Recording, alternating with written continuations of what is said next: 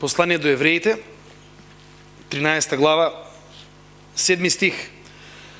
Помнете ги и вашите учители, што ви го проповедаат Словото Божјо, и имајќи го пред очи исходот на нивниот живот, подражавајте ја верата нивна. Исус Христос, вели 8 стих, е ист вчера и денес и во вечни векови.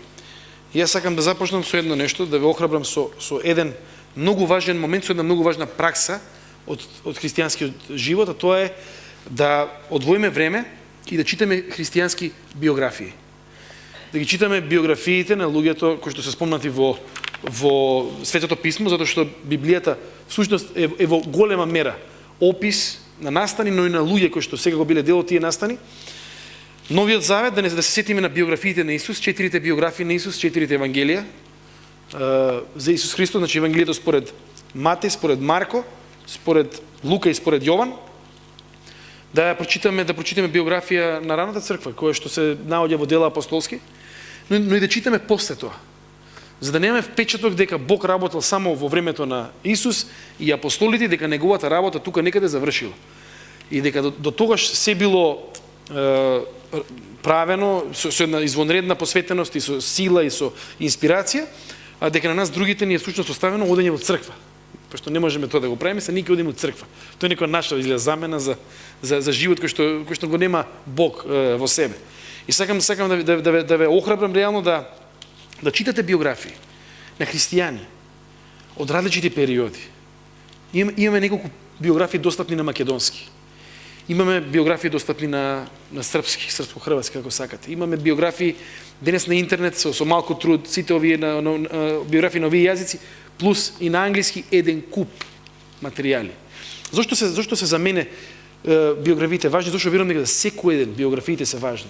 Важни се заради тоа што помеѓу другото го зборува и овој стих кој што го прочитавме во Евреите во 13 глава, а тоа е дека ние треба да ги помниме тие учители.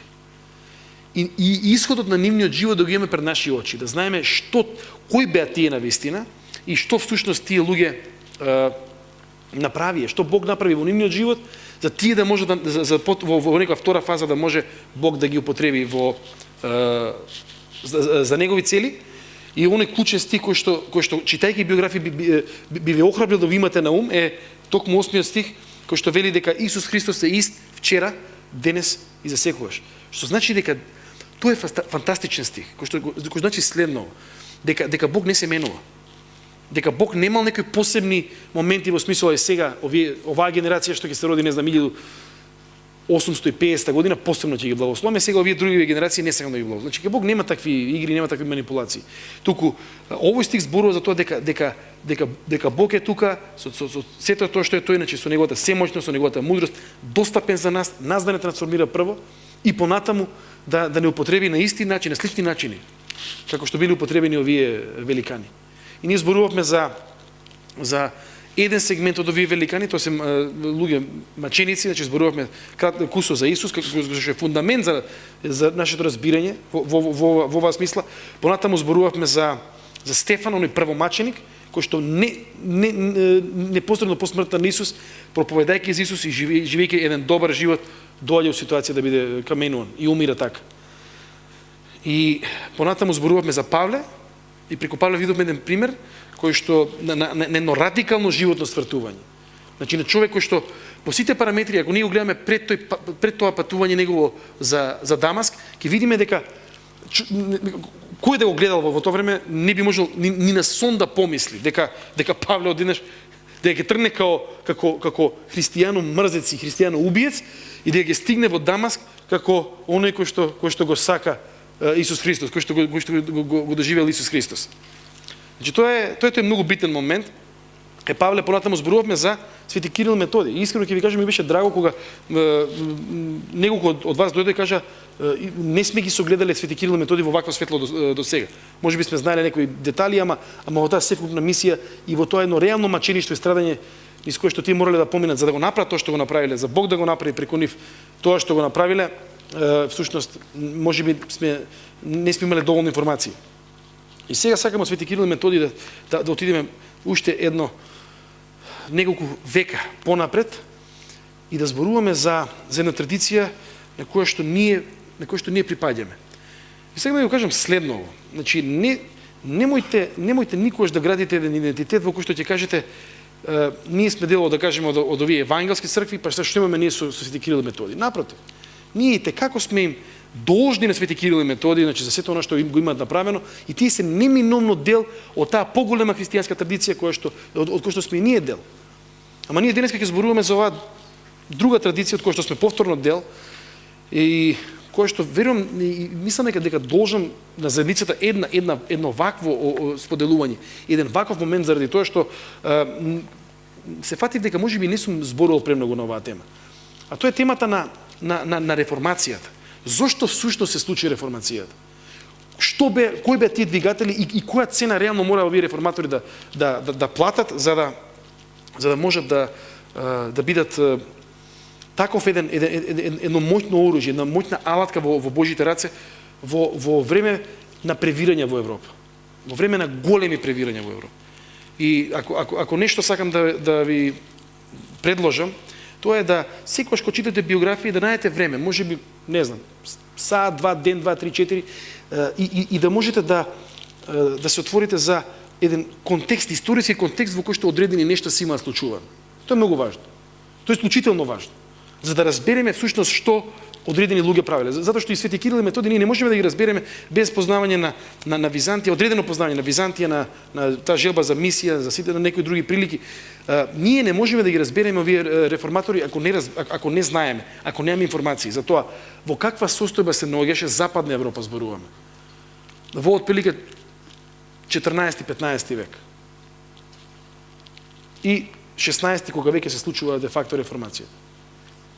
Што се случуваше во тие векови? 14, 15, 16 век. Кулминираше едно незадоволство. Незадоволство кон тогашната, и сакам да го потенцирам, кон тогашната Римо-католичка црква. Еве зошто. Заради тоа што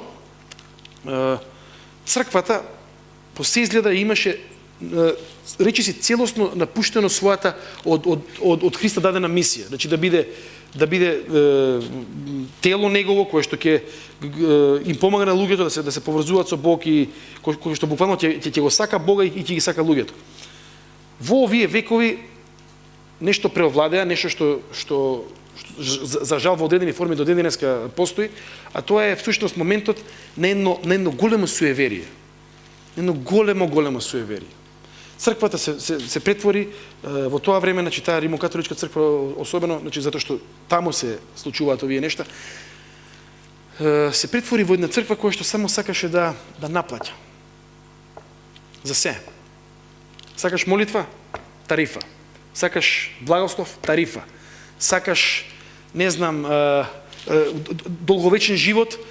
Оди у таа црква, има, не знам, моштина, овој светец баци ги, тарифа. Имаш некој твој близок кој што можеби бил христијанин, ама и не толку посветен христијанин, ти се прашуваш дали е во рајот, не е во рајот, имаме за тебе план. Како современ маркетинг, мислам, разберете тоа како современ маркетинг. Имаме за тебе план, а тој план е следниот.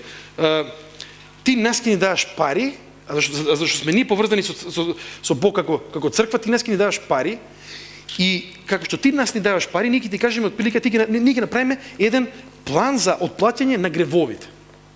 Као денешна, да взимаш не знам, кредит или што е нешто на отплата и ти дојдеш таму и ти вика свештеникот, добро, повелете, за кого станува збор? Станува збор за Трајчев, мојот дедо, и добро, Трајче како живееше, идеше ли од црква? Па идеше од црква. Колку често? Па идеше можда еднаш годишно. Трајче. Што правеше Трајче? Имаше вакви пороци, вакви гревови, и веројатно некој список се правил на гревови, проценка, како не знам, како оние банкарски сегменти за проценка и вика Трајчев, по се изгледа, ако стварно сакате да го ослободите, да бидете 100% сигурни дека не е во пекол, чека сироти од сега таму во некој чистилиште што го измисли тогашната црква, чистилиште, место кај што луѓето требаше да ги исчистат своите гревови, значи чекаат од озгора и викаат: ајде бе сине, фати се за џеп, таткот, или ајде бе внуче, фати се за џеп, таткот ти се мучи, или дедот ти се мучи овде, не може да се ослободи.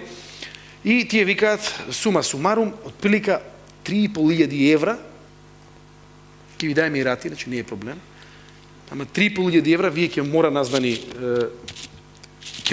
дајете, за да може за да може Трајчев да биде ослободен. И знаете што ќе ви кажем на работа. Први промен нешто што не ми е јасно и следно. Со кој памет црквата ги подценуваше луѓето како лик Божи, како разумни битија, мислам. Колку долго може да вози еден ваков крнти автобус, во смисол ние ќе дојдеме, ние сега ќе бидеме посредници, вие ќе ни давате пари, ние ќе ви даваме рати и сите ќе бидеме среќни и задоволни, Трајче ќе иде у рај, свештениците ќе си купиме прасенце, а вие ќе си бидете олестити дека сте му помогнале на девата. Малку требаш и ако нешто, морам ова да ви го кажам, значи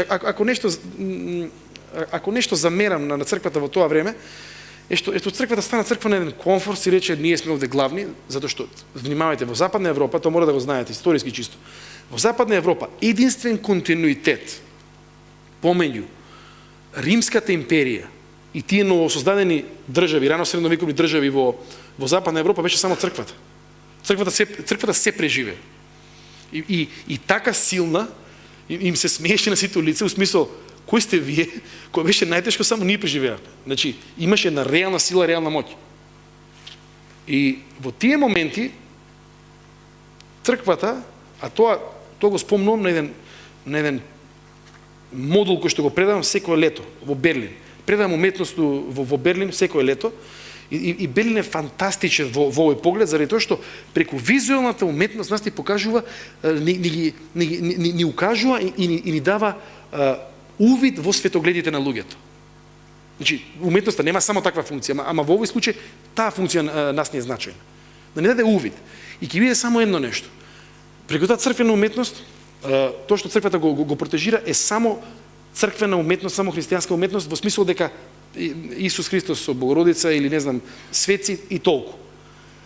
И таквиот еден ригиден став на црквата, дека речи се не постои живот надвор од тоа, и се оби од глава. Заради тоа што веќе 13-14 век се јавуваат први реформатори внатре во Римокатоличката црква. Збориме за таа реформација, кажавме дека први реформатори се реално Свети Кирил и Методи со нивната реформа околу Светото писмо, ама се јавуваат луѓе кои што викаат, кои што читаат Библија, кои што се доволно писмени, кои што може да прочитаат Библија се уште во тоа време само на старогрчки, само на еврејски, само на латински, и кои што гледаат дека помеѓу збороите на Исус и она што Исус го дава како мандат на црквата, и тоа што реално црквата го прави, значи нема никакви допирни точки. Тоа е. Ова е една ситуација, црквата, овие луѓе кои што почнуваат да се будат духовно и овие луѓе кои што почнуваат да го бараат Бог, себе си се доживуваат како Исус кој што доаѓа во Евангелие според Јован на самиот почеток, значи, и ја гледа црквата и вика ова е разбойничко дуво, значи нема врска ни со Бог, ни со црква, ни со ништо. И почнуваат да инсистираат на реформа. Тие не сакале да создадат протестантски цркви, него едноставно сакале црквата во тоа време во Западна Европа, римокатоличката, да се врати кај Бог. Тоа е главниот мотив, значи, главниот мотив. И во тој смисол таа реформација, значи можеби ова добро и чисто од едукативен карактер, зашто сигурен сум дека многу пати ви го поставуваат прашањето: а зашто кај протестантите има толку многу цркви? Ви го поставиле тоа прашање на некој од вас? Нешто се смешкате, значи ви го поставиле. Еве, Гоце призна со рака, Игор полу призна, дали преведува или признава, не знам, не сум сигурен. Значи, тоа е тој момент во кој што еве зошто има толку многу евангелско-протестантски цркви. Заради тоа што ваквиот повик на реформа, ваквиот повик за промена се јавува речиси во исто време во различити места во Европа. Значи имаме во Чешка со Јан Хус едно движење, имаме во Швајцарија Жан Калвин, подоцна имаме едно друго цело движење кој што тамо се јавува, па после се качуваат по на север. Имаме во Германија, значи тука е Лутер, Холандија, и после тоа се оди накоре кај, односно во Англија во тоа време и потоа во Скандинавија. Значи во исто време луѓе донесуваат исти или слични заклучоци и сакаат да тоа биде основа за реформа на црквата. Збор 2 за Лутер. Често пати ги слушате дека Лутер го читал посланието до галатјаните и дека дошол до овој стих Галатјаните, послание до Галатјаните 3 глава 11 стих, кој што вика вака: а дека преку законот никој не се оправдува пред Бога, се знае, зашто праведникот ќе живее преку вера. Значи овој стих, кој што слушнав цитат на еден старозаветен стих од Авакум 2:4, се смета дека е еден од главните двигатели на она што Лутер го прави. Што прави Лутер? Лутер во тоа време како еден добар католик, цело време прави добри дела со надеж дека еден ден неговата фамилија нема да мора да се задужува ке црквата и да му ги отплаќа гревовите. И секогаш кога човек влегува во таква ситуација, секогаш кога ја и ти влегуваме во една таква ситуација, со тек на време ќе сватиме дека ваквата ситуација, дека ваквото разбирање, дека всушност Бог нас не прифаќа само ако ние правиме добри дела, значи заради нашите перформанси, заради оно што ние го правиме, ќе не доведе до едно прашање кое што гласи вака: колку добро е доволно добро? И секогаш ќе те мачи тоа прашање. Значи тоа не може да биде избегнато. Си викаш направив 3-4 добри работи, денеска не знам помогнав, дали е тоа доволно добро? И повторно, секојдневно, ако сме сериозни, ако сме интроспективни, значи ако сме будни и се гледаме себе си и се гледаме низ оваа призма, нема крај. И Лутер бил чесен и почнал да разбира дека што е да направи, тој некако не чувствува дека тоа е момент, дека тоа е доволно за тој се поврзе со Бог. И всушност ќе ви кажам едно нешто. Лутер, за разлика од тоа што ќе го прочитаме на неколку места, не доаѓа до тие најголеми идеи и најголем пресврт кога преку читање на Галатјаните, туку на книгата Псалми. Зошто на книгата Псалми? Затоа што во тоа време се што било пишувано, значи во таква нека поетска форма, црквата го гледа на некој алегориски начин. Дека тоа символизира нешто друго, ама Лутер, мачејки се со својата вера и со својот однос со Бога, за прв пат во тие псалми, во таа молитвена поезија која што е дел од Библијата, значи имаме тоа во Стариот Завет, за прв пат разбира дека маките, дека дилемите, дека неговите чувства, дека едноставно она што е негов предизвик во моментот не е уникатно само за него, но дека тоа е всушност двигател на таа една цела книга Псалми. И почнува да чита псалми кои што зборуваат за неадекватност во однос на верата, на разочараност, на дилеми, на каде си Боже, тој тип на псалми.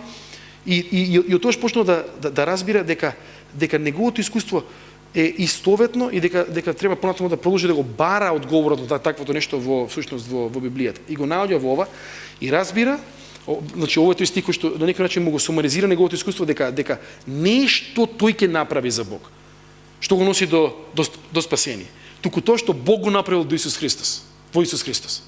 Тоа е можеби најбитното нешто и тоа е нешто кое што самата реформација на некој начин ги има тие начела. Ние нема да ги учиме како некакви, не знам, протестантски начела или што е де, ќе ви ги кажам денеска за да разбереме што е фундаменталниот повик.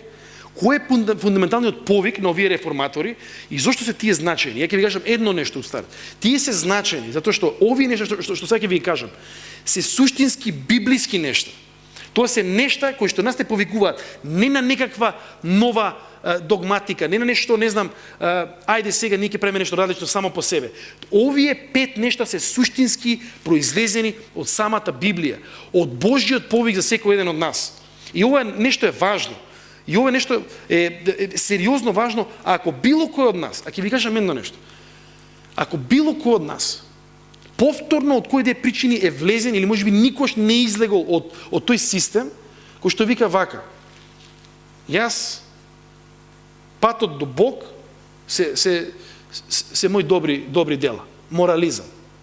И Лутер ќе каже на едно место: Евангелието, односно самиот Исус Христос е секогаш распнат помеѓу двајца вика разбойници кои што сака да му одземат нешто од него. Слушате ме добро.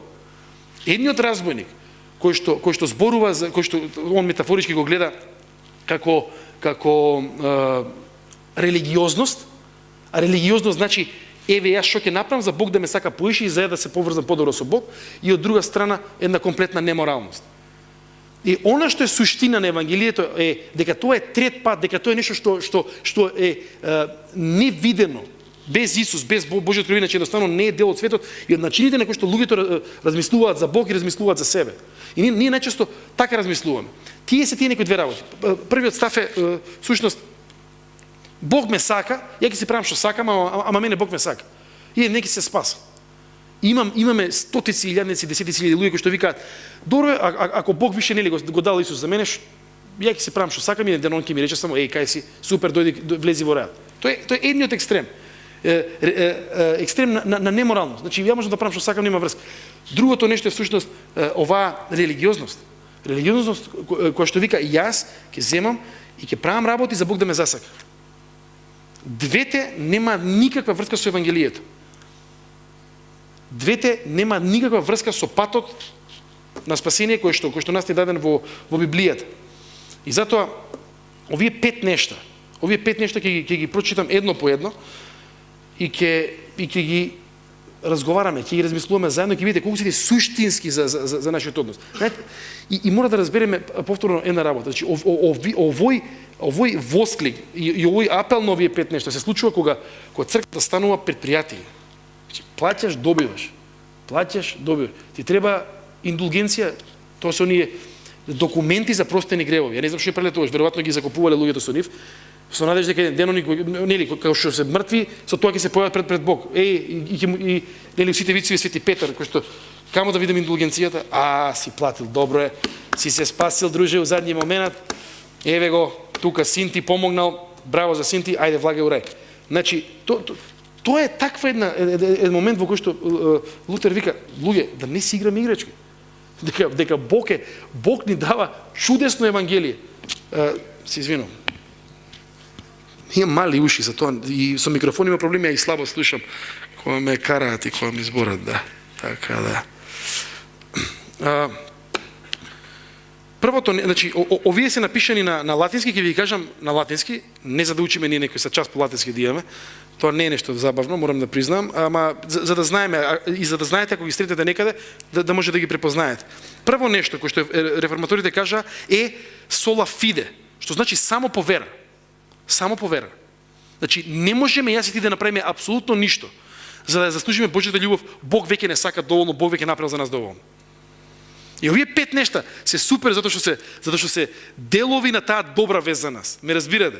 Значи, ако се трудиш, нели од петни жили: "Боже, гледај ме што правам, се надам дека ме сакаш", опушти се. Опушти се во Божјата љубов. Опушти се во Божјата љубов и прими таа Божја љубов со вера. Вера, едноставна вера која што вика: "Боже, верувам дека тоа што ти го направи во Исус Христос за мене е доволно.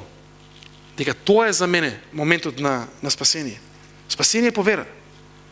Не преку тоа што ќе, не знам, значи сите нешта, морам да ви го кажам, сите нешта што ги правиме се всушност одговор на таквата примена љубов и она што Бог го има направено во Исус Христос за нас, одговор и форма на некоја благодарност.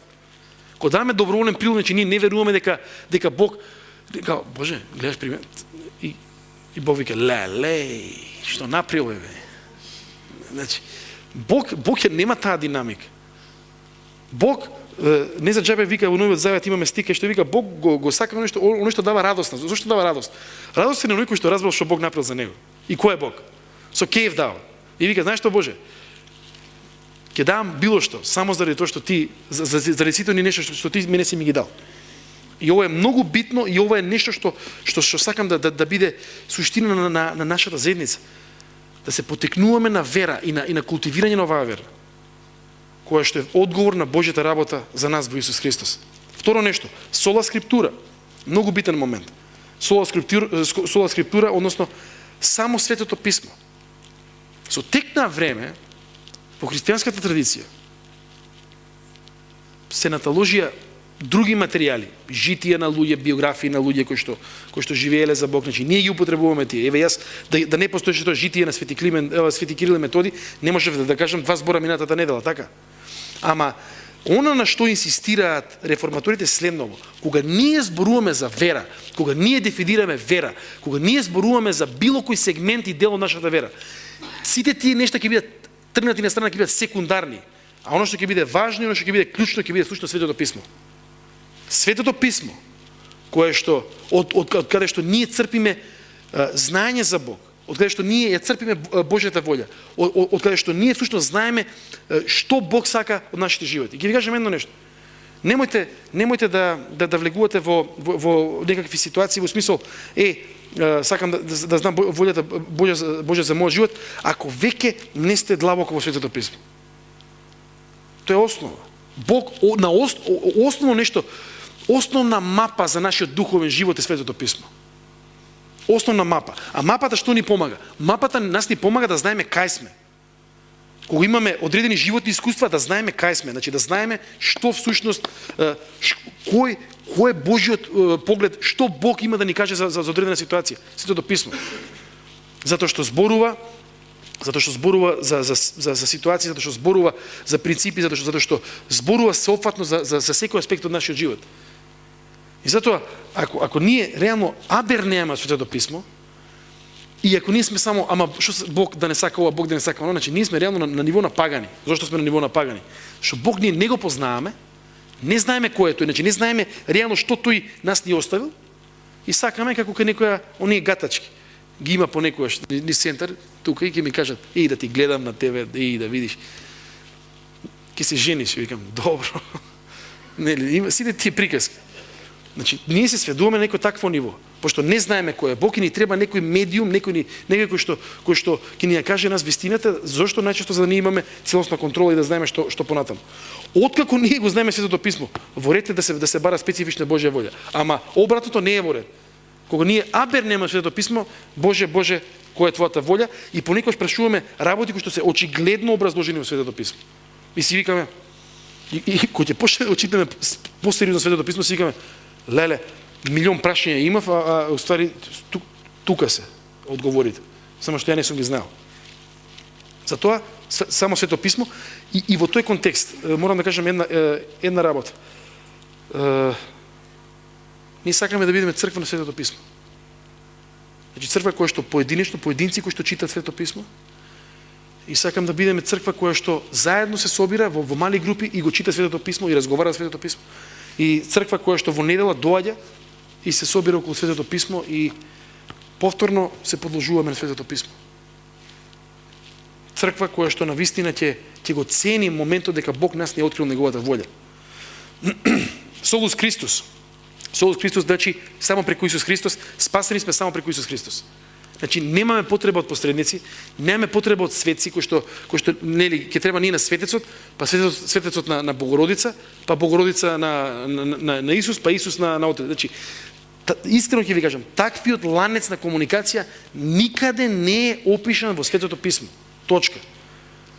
Значи слободно повторно ќе кажам, да се повикам на ова претходно што го кажам. Сола скриптура.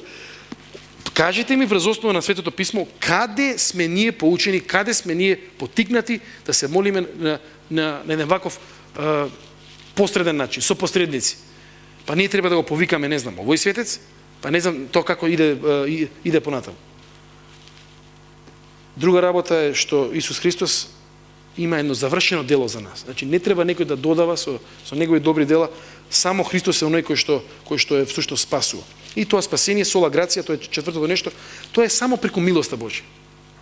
Значи тоа е преку милоста Божја. И не случајно имаме толку многу песни, имаме толку многу нешта во нашата традиција, која што ја опеваат милоста Божја. Од химната, не знам се, милост Божја чудесна, има оние песнарки, јас се чудам, стотици песни кај што милоста е одново и одново тема на тие песни. Зошто? Затоа што на сите ни е потребна. Многу едноставно. Потребна ни е. Во нашите животи потребна ни е. Знаеме да уплескаме работата, значи знаеме да се трнеме од Бог, знаеме да влеземе за жал во гревови, знаеме да бидеме злобни, знаеме да бидеме еден куп работи. И ја доживуваме Божјата милост, и таквата Божја милост, кога ќе ја доживееме, кога ќе се пресведочиме дека навистина Бог не милостив, дека ни ги прости нашите гревови. Е всушност контекстот од кој што всушност се родени овие песни. Милост. И имаме таква една песна, можеби не сме пеле подолго време, милоста Божја прекрасна е, од мојот живот поблага е, значи подобра е од мојот живот, позначајна е, затоа што твоја милост која што го трансформира мојот живот. И уште многу такви. Само преку милост. Милост, љубовна милост. Значи Бог кој што нас не сака и не сака долгорочно и длабоко и ни искажува одново и одново секојдневна милост. И петото нешто, соли део глорија. Тоа значи, ајде се да ве прашам вие што сте можеби и од музичка академија или кој беше тој можеби меѓу првите што на своите дела пишуваше соли део глорија? Бах. Јохан Себастијан Бах. Јохан Себастијан Бах дел или двигател на таа реформација. Сара веќе душе. Сара више ја можам да кажам мамини Сара, значи да ви мислите дека ние, значи ово е доволно. Бах кој што видите се една интересна работа. Лутер е тој кој што вика вака: музиката има посебно место во животот на Божиот народ. И инсистира и отвара простор да црквата во музиката во црквата не биде само во одредени оние така наречени као канонски моменти. Као има три форми на песни при кои што Бог се слави. Не, Лутер вика не, има многу песни. Па Лутер за на изненадување на сите зима една песна. Значи не знам дали го знаевте овој податок, ама можеби да, можеби не. Ја знаете песната на Лутер Господ е моја тврдина. Сакате да ви отпеам или можеби подобро да не ви отпеам? Таа песна на Лутер. Таа песна всушност не е на Лутер песна, мелодијата не е на Лутер. Таа е ако ги тргнете зборовите, значи веднаш ќе сватите дека ова што го зборуваме вистина. Таа е песна од германските кафани од 16 век. Не што пееле германците. На колку добри кобасици. Не, значи не знам што се пеело од тие германски кафани, нели у тоа време. Радост за кобасици или не знам за тие шунка, сите тие нели моменти. И Лутер ја зима оваа композиција. Можеби не било, нема да ме цитирате, значи ова беше моја интерпретација на Лутер, да не биде тоа погрешно сватено. Лутер може у подобри кафани идел. Го имаме Лутер кој што вика, кој што зима таа песна и зима еден псалм и ги спојува текстот и музиката и ние имаме таа песна Господ е мојна тврдина, одбрана моја сигурна. Песна која што на некој начин се смета дека е химна на овие евангелско-протестантски цркви. Лутер ја пишува во моменти кога папата со сите оние негови војска, со сите оние механизми на притисок го притискаат Лутер да се откаже од реформацијата и да се откаже од оно што сака Бог преку него да направи. И Лутер, пресведочен дека Бог е со него, ја зима оваа интересна секојдневна мелодија. Ова е поп музика на Германија од 16 век. И ја внесува и вика Господ е моја тврдина, одбрана моја сигурна. И зашто го спомнам? Затоа што Лутер е тој кој што е интересно, морам и тоа да го кажам. Не, можеби некој го знаете, можеби не. Тој е тој кој што отвара простор за музичари. И не случајно Бах е дел од таа реформација. И секогаш кога зборам со музичари, кој ќе прашам добро која е улогата на Бах, една изјава добивам дека Бах е таткото на современата музика, дека се што е музика, се што е она основа во однос на тие на не знам хармонии, полифонии, музички форми, значи од тоа време кој што се посветува видоизменети, значи тоа е Јохан Себастијан Бах. Кој што бил фокусиран на ова нешто, соли део глорија. И верувам дека нашол еден непресушен извор. Се што прави да прави за Божја слава. И кога ќе слушнете Бах, ќе видите еден сериозен пристап во оддавање на слава на Господ преку музика. И ја мислам, ова е моја претпоставка, исклучително комплексен и тежок карактер. Се нешто почнува мала фраза, и после та-на-на-на-на. Значи тоа се ја така го доживам Бах. Значи тоа е една комплексност и мислам дека не случајно, ако не се лажам, некои 5-6 жени му умреле. Затоа што човекот бил тоа што бил вулкан. И не е лесно да живееш со вулкан со ваков креативен капацитет како што е Бах, ама никош не заборел да напише соли део глорија. Делото ова што сега го напишев, нека биде за Божја слава. И реформаторите инсистира на ова нешто кое што верувам дека треба да биде суштина на нашето постоење. Без разлика дали сме музичари или сме нешто друго во нашиот живот. Секој ден, секој момент, сето оно што ние го правиме, да го има овој подпис. Соли Део Глорија. Да размислуваме за тоа што можеме ние да направиме, за да го љубиме Бог повеќе и да го љубиме ближниот повеќе. Соли Део Глорија. Се што правиме, да биде израз на таквата Божја љубов во нас. Да биде момент во кој што ние ќе му оддаваме чест на Бог, без разлика, па ќе кажам, дали е тоа музика, дали е тоа, не знам, работа некоја фирма, или не знам, државен службен, или што и да бидеме со таква мисла дека тоа што го правиме сакаме да му го даеме назад на Бога. И тоа се тие 5 основни нешта, заради кои што овие реформатори живеа. И заради кој што многу голем дел од овие реформатори всушност умреа. Инсистираа дека Библијата треба да биде достапна на обичниот човек. Дека црквата, дека свештениците, дека пасторите не може да имаат монопол на Библијата во смисол само они ќе знаат, не знам, тие 3 јазика и само они ќе бидат на некој начин посредници помеѓу луѓето и Бога. И Лутер тоа што направи е всушност ја преведе Библијата на германски. Се уште се употребува тој Лутеров. Основа за германскиот јазик е всушност Лутеровиот превод на Библијата.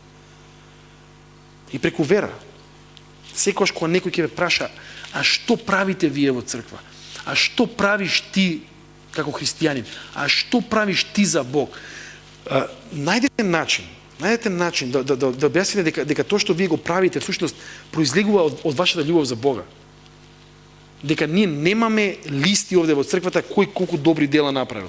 Напротив, имаме мандат од Бог да си ја потикнуваме таквата наша љубов за Бога и едни за други. И дека се друго е само форма на изразување на љубов, како што за некој ќе купиме цвеќе и ќе му го даеме затоа што ни значи во нашиот живот или некаков друг подарок, без разлика. Дека само Исус Христос, дека сме луѓе и дека сме црква фокусирана на Исус Христос, дека од него примаме милост, дека тој е главниот израз на Божјата љубов и милост и дека се што сакаме всушност и сакаме да го направиме за Божја слава. Тоа беа тие реформатори, за кои што можам многу да ве зборувам. Ама денеска сакав да разбереме кои беа тие основни 5 столба кои што ја водеа таа реформација. Односно, што беше, верувам, блиско до Божјото срце, што Бог сакаше да направи во тоа време на превирање. Клучно време за Европа тогаш, ама и за Европа денес. И затоа верувам дека секогаш кога ние се враќаме на овие основи, секогаш кога ние ја култивираме нашата вера во Бог, секогаш кога ние се враќаме на Светото Писмо, секогаш кога ние размислуваме за Исус Христос и кога размислуваме за тоа што тој направил за нас, каков живот живел и што всушност Бог преку него нас ни комуницирал. Ние ќе се вратиме до моменти, ние ќе се вратиме до една трансформација во нашиот живот, ние ќе бидеме отворени за трансформација во нашиот живот, која што неминовно ќе биде забележано од тие што се блиско до нас, од наше пошироко окружување, семејства, роднини, кои да се. А понатаму е друго. Понатаму е Божјо. Затоа, во сите тие нешта кои ќе ги направиме, да се сетиме дека на крајот се треба да биде направено за Божја слава. И дека ние имаме мандат, дека ние имаме од Бога повик. Нашите таленти, нашите дарби, повторно да ги вложиме во Неговото царство, само за Негова слава. Со надеж дека ќе бидеме чинители, агенти на трансформација во ова наше општество, таму каде што сега се наоѓа.